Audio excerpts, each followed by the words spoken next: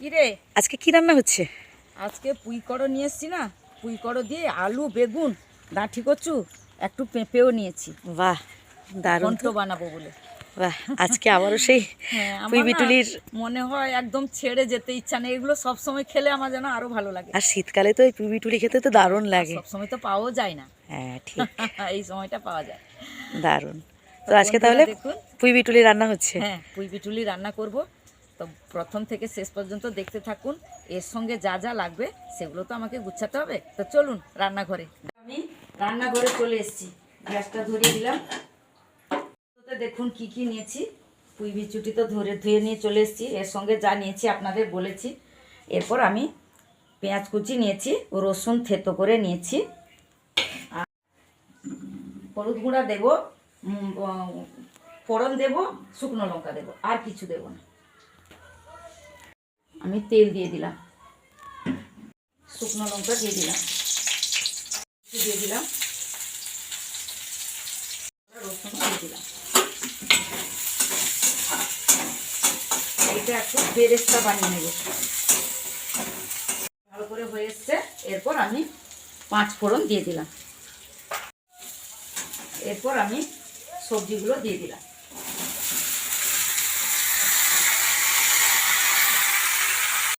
এরপর আমি লবণ দিয়ে দিলাম, হলুদ গুঁড়া দিয়ে দিলাম। উপর নিচ ভালো করে উপর নিচ করে নিচ্ছি।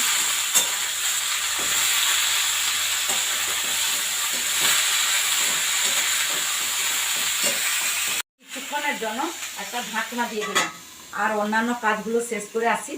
খুলে দেখবো, এই যে কত সুন্দর, এর জলও একটা একটু বেরিয়ে এইটাই মানে একদম সেদ্ধর মতো হয়ে গেছে। কত সুন্দর, এই যে জল বেরিয়ে পড়েছে। মানে আলাদা আর জল দিতে হয়নি বন্ধুরা। আলাদা আর জল দিতে হয় না, একটু কমিয়ে কমিয়ে করেছি তো তাই জলটা বেরিয়ে পড়েছে। এরপর আমি সরিষা বাটা দিয়ে দেব, সরিষা বাটা দিয়ে দিলাম।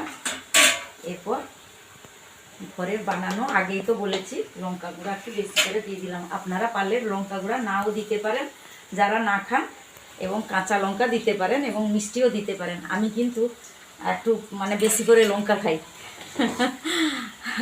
এইটা ভেতরের দিকে দিয়ে দিলাম, থাক। এরপর আবারও আমি কিছুক্ষণের জন্য একটা ঢাকনা দিয়ে দিলাম। আপনারা কিন্তু দেখতে থাকুন। আবারও আমি রান্নাঘরে চলে এসেছি।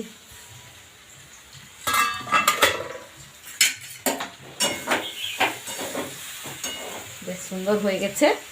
এরপর আমি জল দিয়ে দিলাম, গ্যাসটা একটু বাড়িয়ে দিই। এরপর আমি তেজপাতা একটা দিয়ে দিলাম।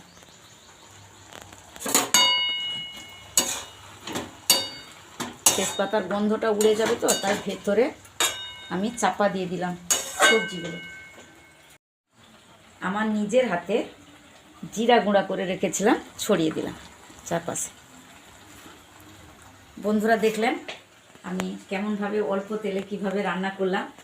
আপনারা এইভাবে বাড়িতে রান্না করে খাবেন। ভালো থাকবেন, সুস্থ থাকবেন। টাটা।